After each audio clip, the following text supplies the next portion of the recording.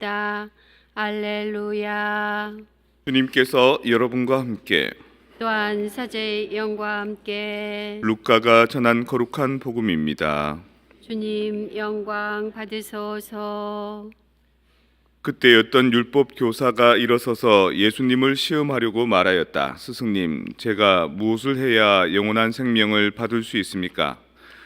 예수님께서 그에게 말씀하셨다.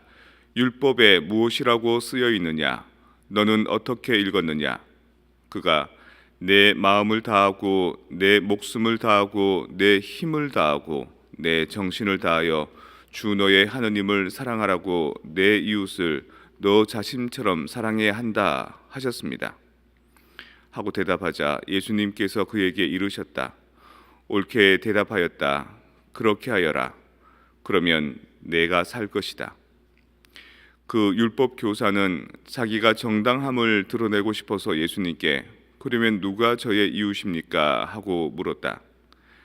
예수님께서 응답하셨다. 어떤 사람이 예루살렘에서 예리고로 내려가다가 강도들을 만났다.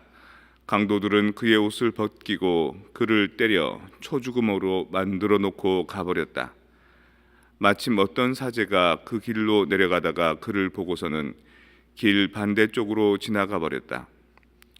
레위인도 마찬가지로 그곳에 이르러 그를 보고서는 길 반대쪽으로 지나가 버렸다. 그런데 여행을 하던 어떤 사마리아인은 그가 있는 곳에 이르러 그를 보고서는 가엾은 마음이 들었다. 그래서 그에게 다가가 상처에 기름과 포도주를 붓고 싸맨 다음 자기 노새에 태워 여관으로 데리고 가서 돌보아 주었다. 이튿날 그는 2데나리온을 꺼내 여관 주인에게 주면서 저 사람을 돌보아 주십시오. 비용이 더 들면 제가 돌아올 때에 갚아드리겠습니다. 하고 말하였다. 너는 이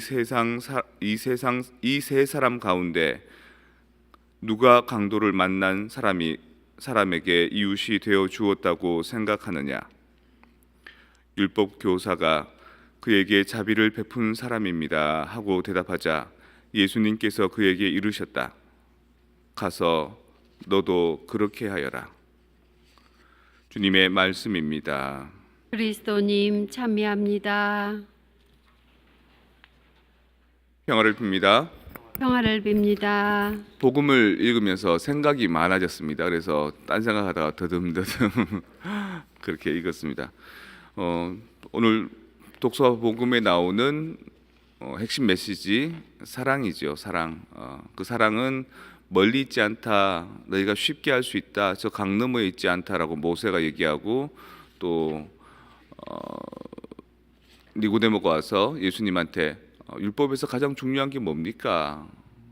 사랑이다 얘기합니다. 이웃을 내 몸처럼 사랑하고 하느님을 온 마음과 온 정신으로 온 힘을 다해 사랑하는 것, 이게 사랑의 이중 계명인 거죠. 사랑이 너무 흔한 말 아닙니까? 사랑, 유행가 가사에 사랑 안 나오는 게 어디 있습니까? 그리고 가다가도 플랜카드에 모든 곳의 시작은 사랑입니다 이렇게 나와 있기도 합니다. 근데 그거를 이제 우리 그 수련장 신부님이 운전하시고 저는 옆에 앉아 있는데 수련장 신부님이 그냥 툭 던지는 말로 저 사람들이 몰라서 저걸 썼다고. 사랑이 모든 곳의 시작이 아니라고. 사랑은 모든 곳의 완성이라고. 다시 말해서 사랑을 이루기가 쉽지 않다는 겁니다. 많은 과정을 거쳐서 사랑이라는 가치를 만들어낼 수 있다는 거죠. 어쩌면 율법이라는 것은 또 예수님의 가르침이라는 것은 우리한테 해주는 말씀 아닙니까? 근데 그 말씀이 가끔은 사춘기 애들처럼 삐딱하게 여겨지기도 합니다. 사랑? 이러면서 맨날 사랑하라 그러는데 그게 마음같이 되는 줄 알아? 잘 안 들어오는 거죠. 아버지가 한 번은 그 책상을 사오셨습니다. 이제 안질뱅이 책상에서 공부하다가 3학년 때 국민학교 3학년 때 이제 책상 사왔는데 애가 학교에서 이제 집에 돌아오는 거를 기다리기가 너무 이제 안달이 나서 빨리 보여주고 싶어서 저를 태우러 오셨습니다. 그래서 집에 가보니까 책상이 이렇게 있더라고요. 좋지요. 원목 책상 처음 써보는 건데 이렇게 스탠드 딱 키면은 불도 책상도 환하게 들어오고 너무 좋았습니다. 근데 아버지가 그 플라스틱 의자를 하나 갖고 사오셨어요. 옆에서 앉아서 계시는 거예요. 내 공부하는 모습을 지켜보고 싶고 모르면 가르쳐 주려고. 부모가 자식 공부 가르치기가 쉽나요? 쉽지 않습니다. 남편들도 아내 운전 가르쳐 주면 대부분 싸우죠. 부모도 자식 공부 가르치면 답답해서 내가 뭐 산수 문제를 못 푸니까 뭐 이렇게 가르치다가 화가 나니까 막 그 야구 방망이로 책상은 못 부수고 아버지가 앉아 있던 싸구려 플라스틱 의자를 다 부숩니다. 분에 못 이겨서. 그래서 뭐 사랑하려고 하는 건 알겠는데 결국에는 결과가 또 그렇지 않습니까? 그러니까 내 입장에서 아버지가 나한테 일방적으로 책상 주는 거는 내가 그 이해를 다 못 하는데 역지사지를 한번 해보면 또 입장이 달라집니다. 역지사지의 그 지자는 땅 지자를 씁니다. 그러니까 내가 서 있는 땅 말고 다른 사람의 땅에 한번 서봐라. 이걸 영어로 표현하면요, put yourself on others' shoes 이렇게 된답니다. 영어로 많이 쓰는 표현은 아닌 것 같습니다. 그냥 이제 있는 표현이지 평소에 잘 쓰는 표현은 아닌 것 같은데, 그러니까 역지사지가 네가 신고 있는 신발 말고 다른 사람 신발을 한번 신어봐라라는 표현입니다. 역지사지도 네가 서 있는 지평에 서 있지 말고 그 사람의 지평에 서 있어라. 내가 아버지의 지평에 한번 서 있어 봤습니다. 우리 아버지 어릴 때 학교 다니고 싶었지만 학교 못 다니셨고 또 나중에 사회생활 하시면서도 펜대 굴리는 사람보다 몸으로 일하는 것이 고달팠고, 그래서 소원이 있다면 우리 아들은 공부 잘해서 훌륭한 사람 돼서 펜대 굴리는 편안한 일, 책상에 앉아서 그 하는 일을 하게끔 하고 싶은 게 아버지의 목표였던 거죠. 그렇게 생각하니까 아버지가 책상을 왜 그렇게 귀하게 여겼는지, 또 저한테 공부라는 것을 왜 어떻게 그 중요하게 여기셨는지, 또 그게 마음에 안 드니까 아버지는 이제 거칠게 살아오셨으니까 감정 컨트롤이 안 돼서 사랑하고 좋아하고 자식을 위하는 마음은 있는데 의자를 때려 부수고. 자, 그렇게 아버지가 나에게 책상 사주었던 날 일어났던 그 사건, 저한테 남는 것은 책상도 남지만 의자 부서진 사건이 더 많지 않습니까? 근데 그걸 생각하면서 아버지는 나를 사랑 안 해, 아버지가 나한테 해주는 사랑 방식은 나한테 맞지 않아, 이렇게 생각할 수도 있는데, 바꾸어 생각해 보면, 아버지의 역사를 살펴보면 아버지한테 그 책상은 어떤 의미일까? 그리고 아들에게 그 좋은 책상에 앉아서 공부한다는 것은 아버지가 못다했던 한을, 또 나의 미래를 위해서 상당히 큰 기대를 하고 있는 건데 산수 문제도 하나 못 푸니까 얼마나 화가 났을까. 예수님도 우리한테 온 마음과 온 정신으로 하느님 사랑해라, 또 이웃을 내 몸처럼 사랑해라 라고 얘기하고요. 또 그런 삶이 모세도 어렵지 않다, 쉽다, 네 발에 있고 네 손에 있다 이렇게 얘기하는데, 그래도 우리한테는 그게 거북살스럽죠. 사랑한다는 거.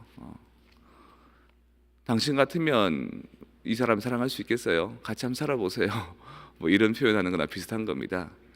그런데 입장을 바꿔보면, 가만히 생각해보면 그분이 우리를 얼마나 사랑하셨는가, 그분이 우리를 빚어내시고 우리에게 생명의 기운을 불어넣어 주시고, 그리고 벌을 주시다가도 다시 후회하시고 또 기회를 주시고, 또 마음이 아프지만 그 유배 생활이나 아니면 이스라엘 백성들의 이 어려움을 통해서 이제 깨닫게 해주시는 그것, 본인도 아프시겠죠, 우리가 고통받는 것을. 하지만 그런 과정을 통해서 쭉 이제 끌어올려 주시는 겁니다.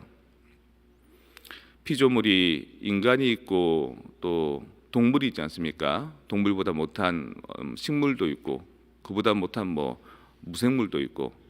근데 이게 격이 올라가면 올라갈수록 식물보다는 동물에 있어서 조금 더 고급스러운 혼이 들어갑니다.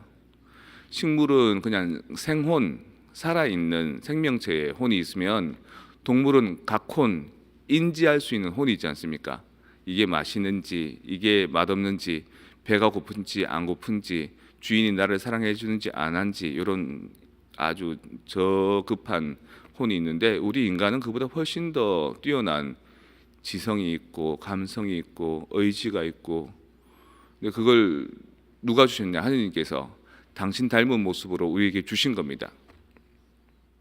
그리고 우리를 애지중지하시고 살피시고, 심지어는 우리가 잘못된 길로 자꾸 헤매니까 당신 아들 예수 그리스도를 보내주셔서 모범을 보여주시고, 또 그 모범을 통해서 그 아들을 희생시키면서까지 우리에게 새로운 구원의 기회를 주시고, 마치 제가 아버지가 그냥 사주신 책상을 보면은 뭐 아무것도 느낄 수 없지만, 아버지의 역사를 보면 아버지에게 책상은 무엇이었고 나에게 책상을 선물해 주는 그 사랑은 무엇인지를 역지사지해 보면 조금 더 깨달을 수 있듯이, 하느님께서도 우리한테 사랑해라 사랑해라, 온 마음과 온 정신으로 하느님 사랑해라, 이웃을 내 몸처럼 사랑해라 라는 거는 우리를 낳아놓고 우리를 빚어내놓고 우리가 올바르게 잘 살기를 바라는 그 사랑 때문에 시작된 것이 아닐까.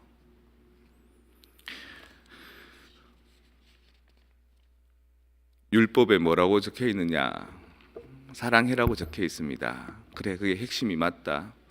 근데 이 사랑이라는 새로운 계명, 새로운 신약의 계명이 참 쉽지 않죠. 쉽지 않지만 내가 사랑하려고 하는 내 입장에서의, 내 땅에서의, 내가 신고 있는 신발에서의 바라봄만 말고 하느님 입장에서, 하느님 지평에서 하느님의 신발을 신고 한번 우리를 바라보면 제 양반이 왜 우리한테 그렇게 사랑해라 라고 하는지를 좀 알 수 있을 것 같습니다.